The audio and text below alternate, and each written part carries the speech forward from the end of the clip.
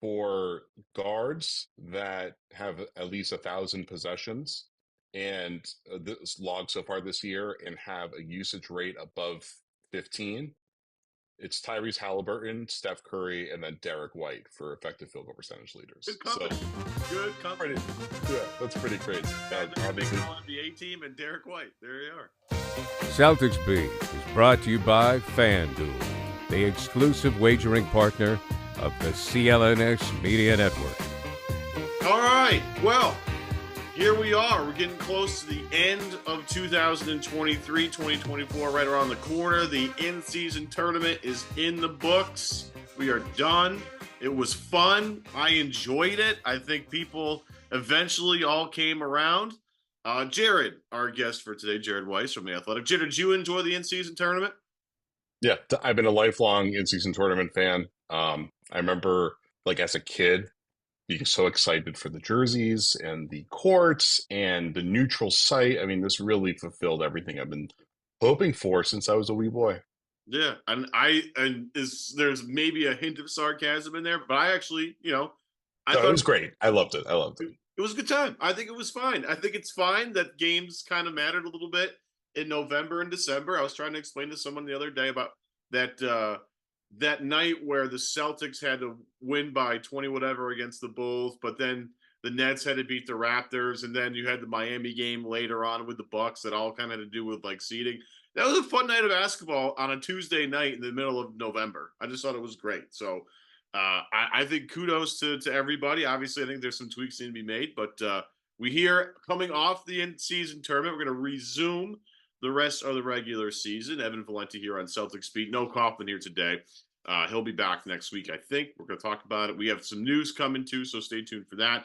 But Jared, let's take a 30,000-foot view. This is what the show kind of does. Team is 16-5, and they're 11-1 with their starters on the floor when everybody's healthy. They just got Kristaps Porzingis back, so now they have their normal starting five at their disposal: White, Brown, Tatum, Holiday, Porzingis. And that 11-1 record is supported by some pretty decent data. It is the number one top five-man unit in the league right now. Over, some names: the Brooklyn Nets, Dinwiddie, Finney-Smith, Bridges, Claxton, Cam Johnson. 101 minutes played. They're plus 13.6, and all these stats are for five-man lineups with 100 more minutes played. The Bucks: Lopez, Lillard, Giannis, Middleton, Beasley. 182 minutes, they're plus 17. We can go more into that. But the Celtics starting five. Now that everybody's back. Holiday, White, Brown, Tatum, Porzingis. 202 minutes played, the most of pretty much any five-man unit that's really, really good. And their offensive rating, 125.6. Defensively, 98.1. Their net rating per 100 possessions, plus 27.5. That's number one in the league. And for me, Jared, defensively is what stands out. I mean, this team basically is the Bucks on offense, and if you look at the advanced data, the Orlando Magic, who have been really, really fun to start the year, they have basically their defense. This is I think, a little bit of a different team versus the past Celtics defensive teams, but they've been really, really solid on that end, especially with their starting five. And I feel like as the year keeps going, they're just going to keep getting better and better. What about this particular five-man lineup jumps out to you? What's the first thing that kind of pops in your head in terms of how this unit is gelling? That it's very good. Probably that Derrick White's been a bigger part of it than probably even more than I expected. It's certainly more than most people expected. He's just been, I think, not just good at organizing the offense, which is the main role for a point guard in this system, where I guess with this layer of talent or layout of talent, but his finishing has been better than I think ever in the NBA. Just like his consistency, his ability to know when to go for his floater game, when he can actually get to the rim and get something off without getting blocked. He's just been so much better having a feel for when he needs to be a scorer. And then his quick spot up shooting, his pick and roll shooting, his shot selection has been really good. His efficiency has been very good. He just came off his best scoring game of the season. Like, B. White has been a complete offensive player this year, and obviously I don't think anybody really expected that he would be like, he already was really good last year, But I think this year, not only are the stats better, but you can just see when you watch him out there, he knows when to go for his more. And it's less him reacting to openings and more him knowing when the play call works for him or just when the defensive cross matches and focal points are in his favor. And he's just been so good at hitting that. Yeah, I was gonna say the D White conversation for later in the podcast, but maybe we'll bump it up a little bit. Oh, we could table it. We could table it. No, but it's interesting because, like, to piggyback off what you just said, I have been doing some driving this weekend. I went out to Boston to visit a buddy of mine and came back, and on my docket of listening, I had the Kristaps Porzingis Old Man in the Three episode with JJ Redick. Now, one of the things that Porzingis talked about, because JJ Redick is a monster Derrick White fan. He's like, I'm a huge fan. I went on a rant when the ratings came out and he wasn't a top 100 player. I went nuts. It's ridiculous. I mean, that was a joke. Like, nobody took that seriously. And for the record, the Athletic Seth Partnow, who does our player rankings, had him as a top 55 player. So that's, I think, a much more accurate distinction. Well, the Athletic's better than ESPN. That's what I've been saying this for years. No comment. No comment. Different product, I'll say. Different product. No question. But he was talking there, they were both, gushing about Derrick White, and JJ at one point was like, "Hey, what's it like having him on your team? It must be just awesome." And Porzingis says, "We had this meeting with Joe the other day, and it was a team building sort of thing, so we had to go around the room. This seems a little childish. I don't know. Maybe it's not, but we had to go around the room and say one thing we liked about the guy and one thing we didn't like about the guy." And he goes, we got to Derrick, and I said, "Derrick, the one thing I love about you is that you always make the right play, and then when you don't, I get super frustrated that you aren't the most perfect player of all time," because he just seems to understand what the game needs at that given time all the time. And it's a myriad of things. It's navigating screens, it's the chase down blocks, it's the head-to-head pass, it's the drive and kick to the outside shooter, it's a whole bunch of moving without the basketball. Everything that Derrick White does is remarkable. And I said it after the game of the night where he had 30 points against the Knicks. I said, I think it's wavering, and I think that's okay. But I think for the majority of the time, I almost feel like Derrick White is the team's second best player or second most important player, right? Like Tatum, obviously, with the amount that he commands on offense and defense, I understand he's the most important player on the team, quote unquote. But what Derrick does and what he's able to produce as the plus minus god of the NBA obviously is something that can't go unnoticed. And as much as we talk about the different levels of guys up and down, Derrick White just seems to stay level and smooth and calm and collected throughout the entire season. And I think it's because of his the fact that he's able to replicate this effort every single night is what makes him so important. Now, the pecking order, as Derrick White's dad might have chimed at me about, might not matter. My point is Derrick is just wonderful and awesome, and I'm so happy he's on the Celtics because he's literally one of the best players in the league, and he's just so much fun to watch. Yeah, I remember when D White when the Celtics first traded for him, someone told me that the Celtics had the way that they rank players around the league with their own proprietary stats and all that. They had him as a top 40 player, I want to say, in the NBA, or that at least his metrics impact was top 40, maybe even top 30. And obviously you can't put D White into the same role as Jayson Tatum and expect him to perform at the same level. So it's D White performs with great efficiency because of the role and responsibility that he has. But I mean, you just look at his shooting. His EFG is up 10 percentage points since his first season in Boston. Right now, I think for effective field goal percentage among guards, he's pretty high up there, at least for high usage guys. He's right behind Steph Curry. He's really close to Steph Curry, which is pretty crazy. Steph's volume and degree of difficulty is a lot harder. So, I think Grayson Allen is ahead of Steph Curry right now, and I don't think Grayson's quite as good as Steph. But D White for starting guards in the NBA has been pretty high up there for efficiency, really, really high up there for scoring efficiency. He's been good for playmaking efficiency. His turnover rate's relatively low. He's been everything that they want out of a guard that his job is to support 4 All-Stars. Because it's funny, early in the season or before the season, I forget exactly when, I was asking Joe about Drew Holiday being this new point guard they're bringing in, and he kind of corrected me. He's like, "Well, Drew's more of a combo guard. D White's really more of our point guard." And the way we've seen the season play out, that really has been the case so far. And I don't know if that's going to change the more that Drew gets more acclimated to the team, because there is still a lot of work for Drew to get acclimated to the team. But D White's been generally the one bringing it down when the main units are out there. He's the one initiating that initial pick and roll.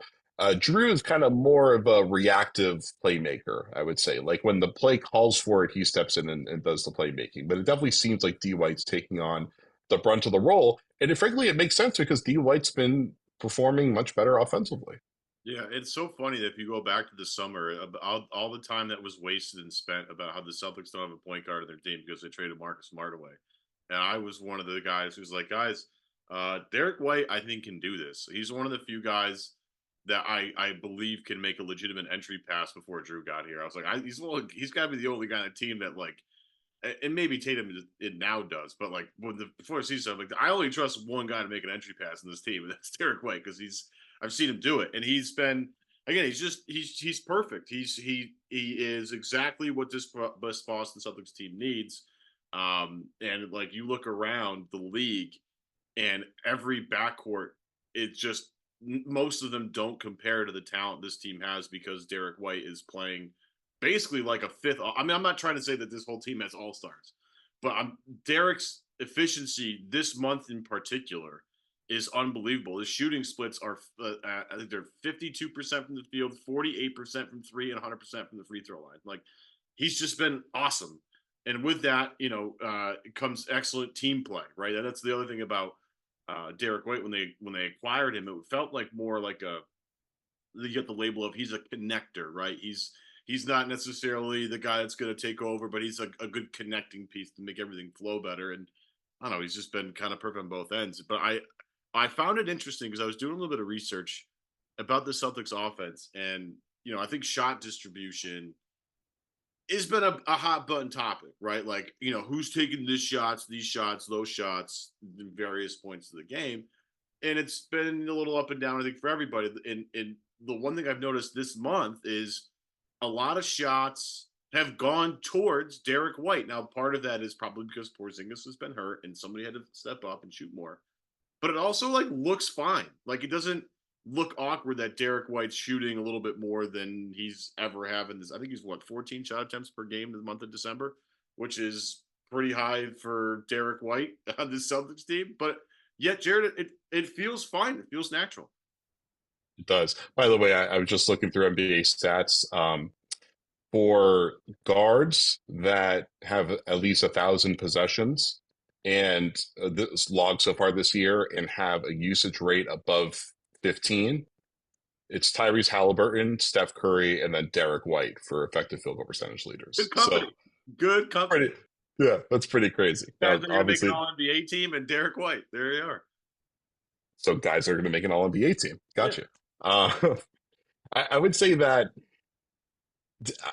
distinguishing who's like the outsider of, like, there's a top 4 stars, blah blah blah, all that stuff.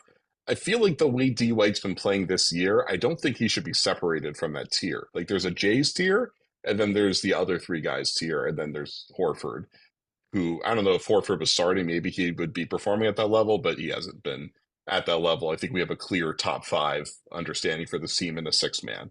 And D White, he's been that good. I think what's been good about him is I think his defensive focus has been pretty close to where it usually is, even with his offensive load increasing. His decision making, his, like, how rapid he is making decisions. Like, his big thing was he's a great swing passer. He's a great closeout attack reader. He's one of the best in the league at those things, the kind of things you need from your off-ball guy. And when he first got here, he also would have some big shooting nights. But now that he's so consistent, it's like he's a high-level impact starter right now. He's clearly a top 50 player in the NBA right now. No question. And again, I was one of the guys, I guess, pounding the table for the more Derrick White minutes is going to be good for business. Like, again, if you looked at his numbers last year, his on-off splits, I think he was almost like plus 12 on-off. Like, the team is 12 points better with him on the court than him off the court, which Not is, bad. again, just a stupid number. Just an insane number. his net rating is 15. I think that's probably like right towards the top of the NBA. It's pretty Yeah, ridiculous. it's way up there. And again, just the numbers bear it out. The guy is a winning player, and has made a huge impact on this team, and is a big reason why this starting five is just so dynamic and so and just runs teams over. But I love the fact, again, that defensive number I think is so big, because I think look, a lot of people love offense.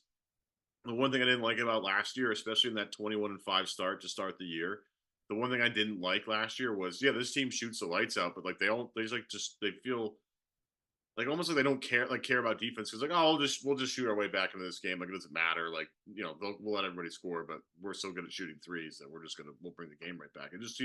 It seemed almost like too casual about the defensive side of the ball. This team seems to care a little bit more, and I think everybody with a brain is like, okay, like this team conceptually has the opportunity to be a very high-powered offense if everything is going extremely well. We've seen that so far this year. They put up 155 points on the Pacers, yes, without Tyrese Halliburton, but they still put up 155 points, nothing to sneeze at.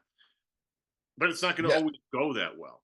Defensively, you can always sort of give effort and communicate, and even if you have a bad offensive night, your defense can keep you in it. And you know, White's a big part of that. Jayson Tatum's a big part of that. Kristaps Porzingis is a big part of that. Like, they just have a really good roster of defenders, including like Sam Hauser comes off the bench and is like totally fine. So to me, the defensive numbers, you know, the starting five, and then, you know, and they flip other guys in there.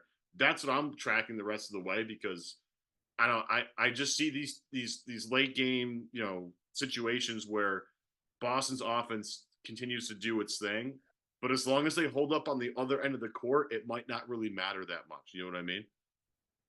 Yeah, I mean, you have to be a defense first team, even though I think maybe we're a little bit past the point of defense wins championships. I think maybe with just the way the rules have been evolving over the last few years, offense is probably going to win you championships most of the time at this point.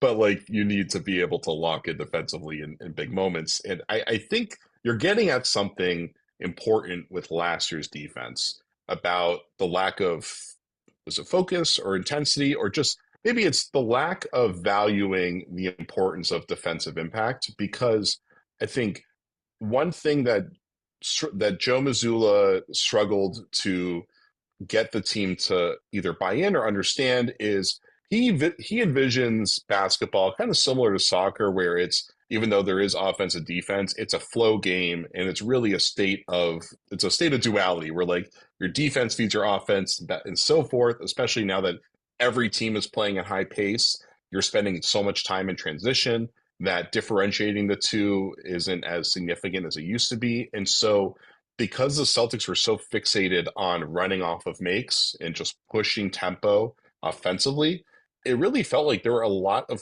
plays last year defensively where, when they felt like the offense had the leverage in the possession, they kind of just let it go, thinking, let's just get ready to go push and transition on the other end. And that's just obviously like not a way to play basketball. Like, you have to play basketball with the thought of, we are going to get the stop every single time, and then we're going to push anyway. Or we'd rather play off of a miss and go, and go in a half court than not at all. And I think they were so focused on their transition play that they kind of lost value of half court on both ends of the court, and that came back to bite them in the postseason. So this year's team, I mean, they've been pretty solid in transition, especially transition defense has been pretty solid this year. But their half court game is better, I think, on both ends, just because now with Porzingis, it's like they have a coverage beater every single time. No matter what the offense or the defense throws at them, they have an alternative that they can get to with Porzingis out there. And so they're still figuring out, how do we play consistently when we're not just running through Porzingis essentially. And especially like when Jaylen Brown is out there with the second unit, and Brown's playmaking style is different than Jaylen's. Like, how do you keep the offense going when Jaylen's making pretty good passes to guys that are just bricking shots over and over again? So there's still, I think, some holes in the big picture of how this all works, but I think their understanding of their identity has gotten so much better. You're seeing that on the defensive end this year. Yeah, I love it. And everybody loves good offense, but if you can't stop anybody, I don't like. That's why I don't totally love the Pacers. Again, I think they're fun to watch and it's like mesmerizing, but I don't know if I can totally buy into them just because of the defensive end. But let's take a quick break. to tell you today's show is powered by FanDuel, America's #1 sports book. It is, well, the middle of football season. It is the beginning of basketball season, so you can pick either sport. FanDuel's involved with both of them. And right now, new customers get $150 in bonus bets with any winning $5 moneyline bet. That's $150 if the team that you pick wins. And I'm just going to go to FanDuel real quick for everybody. I don't know if anybody's been paying attention. I know Jared has, because this is his job to pay attention. Definitely not. Detroit Pistons are awful. They are awful, definitely terrible, dreadful. It's really tough. Now, I understand the Pacers are coming off the in-season tournament, but they're playing the Pistons Monday night. I think the Pacers are going to win that game. As long as everybody is healthy for the game, I think the Pacers are going to win. So there's your $5 moneyline bet. The Pacers beat the Pistons, which everybody's been doing this year. And you get $150 in bonus bets. It's really that simple. And you've been thinking about joining FanDuel, there's no better time than right now to get on the action. The app that I talk about all the time, super easy to use. I use it when I walk my dog because I totally forget to put my bets in most of the time. You can bet on spreads, player props, over-unders, everything. Basically everything. So visit FanDuel.com/Boston and kick off the NFL season. Tip off the NBA season with FanDuel, the official partner of the NFL. 21 plus and present in Massachusetts. First online real money wager only. $5 pregame moneyline wager required. First online real money wager only. $10 first deposit required. Bonus issued as knowledgeable bonus bets that expire 7 days after receipt. See terms at sportsbook.fanduel.com. Hope is here. Gambling helpline ma.org. Call 800-327-5050 for 24/7 support. Play it smart from the start. GameSenseMA.com. Call 1-800-GAM-1234. Evan Valenti, no Adam Kaufman. Jared Weiss is here from The Athletic. Going over the Celtics, 16-5 to start the year, 11-1 with their starters intact. Derrick White rules so far. That's what we've gone over. Another thing that's been really interesting, especially with the upcoming schedule, Celtics so far 10-0 at home this year, have not lost a home game since March of last year against the Knicks. Went to double OT, and that was actually off the back of another loss. So it's not like, they lost 2 games in a row, which is kind of tough. But then that was the regular season. The postseason, as we all know, was a different animal. They lost multiple games to the Philadelphia 76ers at home. They lost multiple games to the Miami Heat at their home floor. So, Jared, what do we do with this? What do we do with this 10-0 start? Is it something that hey, this is great, fantastic? They're taking things seriously on their home floor. Their average margin of victory is, I think, 11 points per 100 possessions, I think, at home. Don't quote me on that. I have to look that up. I have it somewhere. They're 10-0 at home, but yet last year this team was a disaster at home. So what do we make of this so far? absolutely nothing.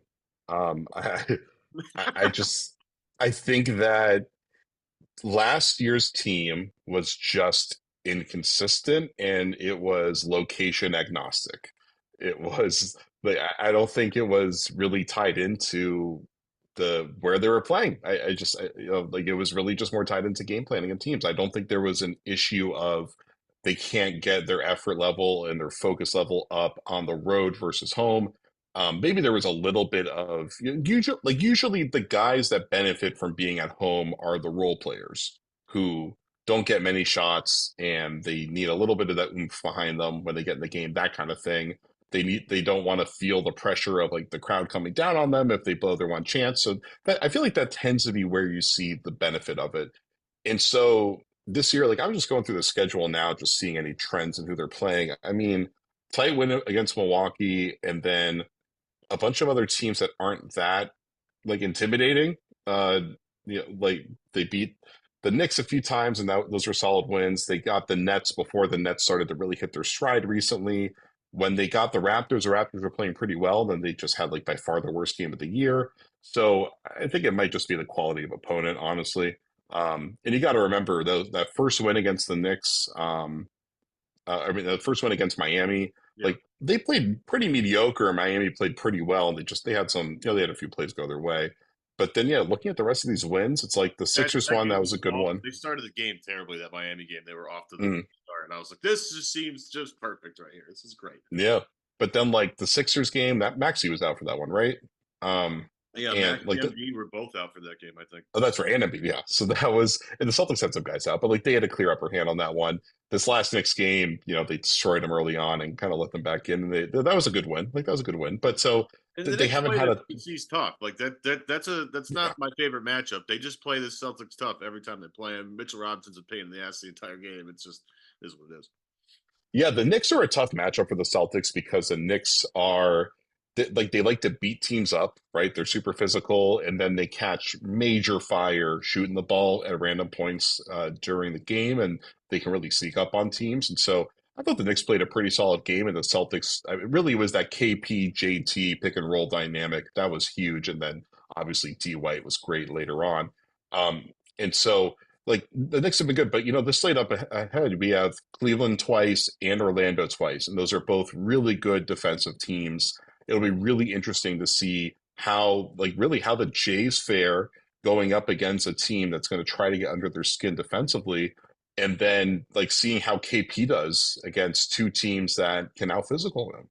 Yeah, the Orlando games are circled for sure, considering how much they've owned the Celtics the past 2 years. Yeah, I've been trying to explain to people. I'm like, I know this seems crazy, but I'm going to tell you guys right now, Orlando's good. They're going to be really good. Like they are a pain in the ass to play because they're so long. Like they're physical, they're long. Everybody on that team feels like a giant, and like if you're a small anywhere, and Boston's not really that small anywhere with the outside of Pritchard. Like there's not like, I mean, White's a taller guy. Holiday plays way above his position, so it's not like they have small dudes. But like this Orlando team is ginormous, and it's a real problem. It is, and I'm super pumped for Orlando fans. And I'm really excited for those games coming up later. But and the and Magic are missing like half their rotation too. yeah, so well, Yeah. again, it's just like one of these things where what can we really take away from some of these home wins? Like again, just stack up wins. That's great. Protect your home floor as much as possible. What do we take away from it? Nothing. It's just like we don't know. So this is what's interesting. 16-5, 11-1, 10-0, all these great numbers. Yet we still have questions about this team. Like it's still like I was talking to a buddy of mine the other day. Like I still have rebounding questions about this team. Will they rebound when it matters? Will their offense, be stagnant as it's been in the past? Will they actually move the basketball because they're devastating when they move the basketball? Like we still have the same questions, and the most annoying part of this, Jared, is are we going to have an answer to any of these questions before the playoffs? Probably not. It's just going to be like, well, we'll see what happens when we get there, and we'll go from there. Yeah, I mean, I'm sure. I'm sure there will be a few, huge marquee games in the season that go down to the wire as this goes on that will, build some of that up. When they face Denver, they got the Warriors coming up soon. Like they're going to have more marquee matchups that'll, give that'll give fans, I think, more of a temperature check on where things are. Also, then they have the Clippers and Lakers, next right around Christmas too, and the Clippers have been defending well lately, so they're going to see more teams that I think know how to get under their skin. So they'll get a better test. Really, I think rebounding, you're making a good point there. Late game rebounding has been tough for them at times. I think a big part of that is that they play relatively small. Like Tatum has been a really good rebounder this year, but he tends to miss box outs on the defensive glass later in games. It happens with him. Jaylen, same thing. You go back and you look at a lot of the playoff series, sometimes it came down to like those guys missed a couple blockouts in the fourth quarter and teams were able to get second chance points. So I don't know if they're gonna if they're gonna be able to get over that. I don't know if that's something that's ever really gonna improve. Tatum clearly has put a premium on getting rebounds. He seems to want to get to double digit rebounds this year. So it also he's been so good at when he gets rebounds, he then gets it right into early offense. So I think that maybe we'll see that get a little bit better this year. And then Porzingis is such a weird rebounder because like he obviously is not great with blockouts, but he's so tall that with the way the Celtics have their guards crash, I feel like they will eventually figure out a way to use him to tip the ball to the guards more and have him as like a rebounding assister kind of thing. Yeah. So maybe they'll get a feel for how that works. But I mean, overall, their numbers in transition off of rebounding has been pretty solid so far. So it doesn't seem like it's a major concern. I'm going to wrap up with two questions. And the first question is a relatively simple one. How do we have a normal conversation about Jaylen Brown? Because it's not happening in any place on the internet at all. And it's, to me, one of the most annoying things about this season is we just can't have a normal conversation about this guy. Like if he has a great night, everybody that loves Jaylen Brown is like shoving it in everybody's face that he had a great night. And then when he has an off night, everybody it's just every night there's some piece of lightning rod. And it's like I'm honestly like I don't even feel like talking about it because I feel like we can't just have a normal conversation about the development of this guy who's yes making all this money because of the way the salary cap worked. Like it's not it just happened to time it this way. So all of it I find exhausting. How do we have a normal conversation about this guy? Well, you tell me, because I'm not paying attention to the day-to-day conversation as much on like kind of like on social media and stuff like that. I don't listen to the radio shows, so I don't know what ridiculous takes are out there like that. But what is the equilibrium? What's the middle ground Basically, consensus it's on like Jaylen, or is it too polarized? it's like no, it's super polarizing. It's like Hmm. we we can't accept the fact that Jaylen Brown might be getting slightly better as a facilitator, but at the same time still He makes is. mistakes. He does. And we're still trying to figure he's still trying to find his way. Like that's to me what's like it's a really easy stance. It's like he's getting better at it. I'm watching it happen in real time. He still makes the same stupid, dumb plays sometimes. He's learning how to attack advantages a little bit better, but then there are times when he dribbles into three dudes. Like it's one step forward, one step back, and it's him learning how to gel with this new group of guys. But if he does anything great, I mean, you hear a lot of praise, which is fine. And then if he does anything bad, you hear a lot of again, nobody can have the straight, just like, yep, he's been really good in certain situations. He's been still, missing in other situations. And, he's gotten better in certain areas and he still needs to develop, but he's not done yet. But I feel like every game is a new Jaylen did this or Jaylen did that. And I can't immerse myself in it because it's just too annoying.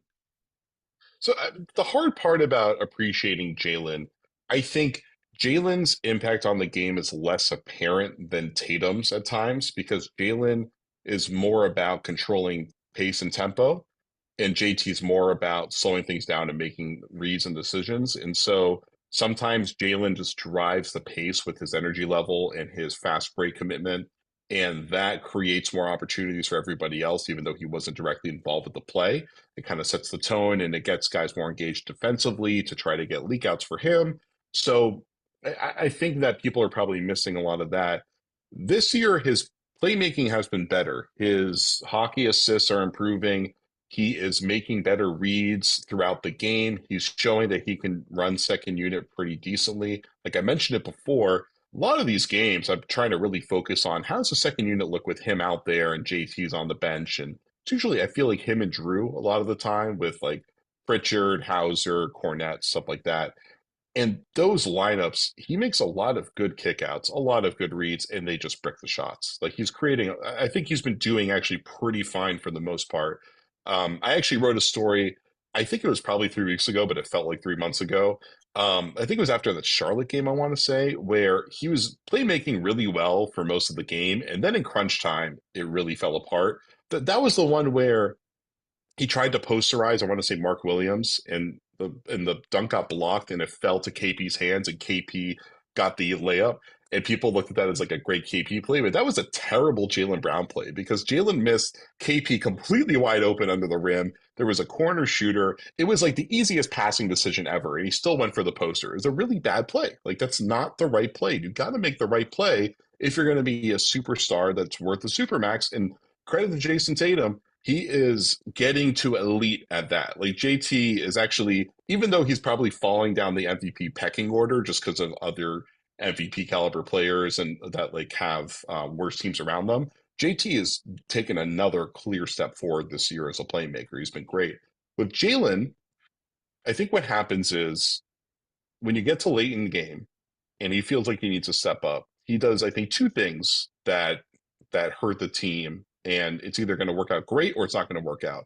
One, he knows that he's one of the best difficult shot makers in the NBA. Like he's better at it than JT. He's better at it than almost anybody else. He can hit crazy shots from everywhere on the floor. He can hang in the air until the defender falls and then get the shot off. He's a really, really, really skilled finisher and physical finisher. And so he will sometimes try to make like those kind of plays and he will get tunnel vision from that. Then the other thing he does is his dribbling style. He's got a lot of like complicated dribble moves that are really impressive, but he tends to dribble like he tends to go to the more complicated stuff when he's under pressure to try to work his way out of it rather than playing more cautious, rather than shielding the ball more effectively, bouncing out to more space so he can attack with more momentum. He tends to drive with his with his like chest straight forward, which kind of exposes the ball a little bit more. He'll tend to like when the defense is all over him, he'll try to get low and do a double through the legs. It's like just get out of there and then pass the ball off. He tries to solve things that are too hard to solve, and it leads to mistakes. And so I know that's part of the mindset that makes him so good. We talked about this with Marcus Smart all the time. Like Marcus would do a bunch of really dumb, crazy stuff, but like he also was constantly trying to do brilliant stuff. And so a lot of the time he did stuff that nobody else in the game can do. And that's what Jaylen, I think, is doing. He's getting better now at recognizing that he doesn't have to do that, especially because they got other guys that can do crazy stuff. Like KP is one of the best pick and pop guys in the game. Drew, whenever you give him the ball, he's able to just kind of drive through everybody and get a tough lefty hook off. Like they have other guys that he can count on. And so I think he's getting more perspective now on how to manage the game. It's still a work in progress in that regard. And one of the issues with this team, I don't know if this is something that can improve, is just both Brown and Tatum, as they really assumed the offense over the last couple of years, their pull-up shooting numbers have just gone down. Their three-point shooting numbers have gone down. They're now below average high volume shooters, but both of those guys are like pretty high level shooters a couple of years ago. So, if they could hit a couple more threes a game, I mean, a couple more threes a game, it's 6 more points a game. It's a lot. But like, if they could just get to maybe 37-ish%, I think that's when this team is like unimpeachably unstoppable. Yeah, and that's the last question I want to kind of end on is Tatum. Tatum's shooting numbers are way down, by the month. He's taking less shots, but and turnovers are kind of up. They I almost feel like Tatum sometimes is like trying to do a little too much to see what he can get away with and what he can't get away with. Like I feel like as a playmaker, he's still kind of learning a little bit. Like he had a really slick pass to actually both of them were to Horford, I believe. One was a beautiful like behind someone's back as Horford had 2 feet like in the cup and just had a dunk. It was really easy. And then he had a ridiculous cross court pass to Horford, I believe, in the right corner. I think I remember those. Yeah. Yeah, I think against the game, they were right in front of the Celtics bench, and I was like, man, those are just really high level. I mean, when he makes the pass, you're like, geez, that was something. Like he doesn't make that play last year, 2 years ago, just wasn't there. So I'm looking at because Tatum hasn't been shooting the ball that well, and I'm trying to analyze a little bit. Like, is it something because he's trying to assume more of the creator role in the offense, and so the shooting's dipping a little bit? Is it just, how basketball works? Because you just obviously have ups and downs throughout the whole season. Is there something that we need to be concerned about injury-wise with him? It's just on my radar, right? I'm not overreacting to anything because he's just been a tremendous facilitator so far this year, with the rare exceptions. Do you feel like he's taking on too much? Do you feel like he's just feeling himself out? Where are we at with the Tatum development process? Because I think he's been arguably, with the exception of the shooting, better than he's ever been this year. I think so. First off, points per game is down from, I want to say 31-ish to 28 about. And that's what you would expect because they got Kristaps Porzingis, they got Drew Holiday. So I don't see any issue with that. Also, D-White's been great. So his volume has gone down. His focus is more on creating and running offense. He plays point even more than last year. And he's been so good at recognizing coverages. It only takes him usually one play to recognize a coverage. In fact, sometimes the first time that the defense switches its coverage, he's actually able to beat it right away. He's been great. He's not quite Kevin Durant. Like KD is he having one of the best years of his career? It's hard. That's a pretty high bar, but like KD has been incredible. I honestly think he might be the MVP right now. Durant is putting up elite numbers with a Phoenix team that's been completely beat up this year, and he's shooting 50% from three, which goes to show that Jayson Tatum certainly could be shooting better from three because Kevin Durant is shooting 50% from three, and his workload has been even higher than JT's. So I think with Tatum, one, his pick and roll pull up over the screen has not been as good this year. It wasn't as good last year. He just hasn't been as consistent with it. He, because he's such a willing playmaker, he has his heat check moments. And I don't think he's getting as many open spot up threes this year. I feel like I don't see that very often. Last year, ironically, I feel like last year he got a lot of wide open, uncontested spot up threes, and I don't think he even shot that well on those. It's funny how guys, when the shots are completely uncontested, I feel like they shoot worse than when it's lightly contested because they shoot in rhythm when it's lightly contested. So I feel like those are the places where we've seen his shooting decline over the last couple of years. I think that a guy ascending from promising young scorer to the focal point creator for an offense, you're just going to have the shooting numbers go down because you're focused on so many other things in the game. And a lot of the time, you're not taking the shots when you want to, you're taking the shots when you have to. And I think Tatum has been pretty good about that. And then the other thing is Tatum is playing more for the pass and the foul now. I really do feel like he generally is playing for the right read rather than for the points. And we've seen that, a good example of that was he drove the lane in, I think it was in that Knicks game, and he drove into a triple team so he could get the defense to collapse off of Jaylen, who was on the elbow right near him. And he was able to just kind of like turn sideways and just fly through everybody to make sure that he got fouled. And normally I would have expected JT to try to take the shot when that's happening to hope that he can get to the free throw line or get an and one. But he actually was trying to pass the ball to Jaylen. They like completely wrapped him up. He couldn't even get the ball out of his hands. But just seeing the way he's thinking now, that he's really thinking about making the right read to almost to the point that if you're getting fouled, you might as well shoot the ball, right? So you can make it a shooting foul. And instead he was still thinking about passing it to Jaylen. So I think that his head is in if you look at where he was 4 years ago, it's just like it's incredible the way that he perceives the game and the way he values his role on offense has evolved, or really on both ends has evolved. Tatum is turning into the dream player right now for a franchise. Like this is what every franchise dreams of: is can they take a scorer, make him more efficient in his shot distribution, and then turn him into a playmaker who can also score at a high level. And Tatum's doing it. Like this is like the dream scenario for Boston, and they can build around him for the rest of his career at this point because he's proven already that he's a high-end playmaker that will probably get better. Yeah, and it's just, again, all these high-end games that him and Brown have played over their career so far, playing all these playoff games. For his rookie year playing against LeBron in a Game 7, going to the NBA Finals, losing in that fashion, losing the Eastern Conference Finals a couple times in Miami.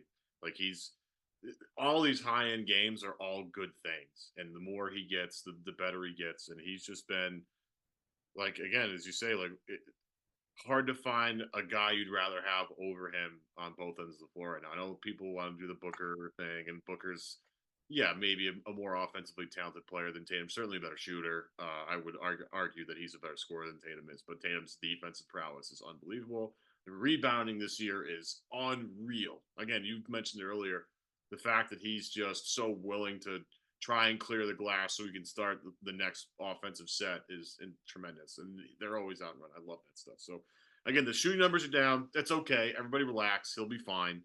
Again, it's more about, his continued ascension as a playmaker and as a ball mover. And that's just, and again, if he's going to continue to do that, he's going to be really hard to guard because he already is already.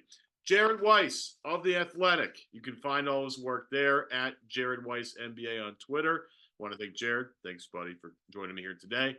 Make sure you guys go to FanDuel.com/Boston.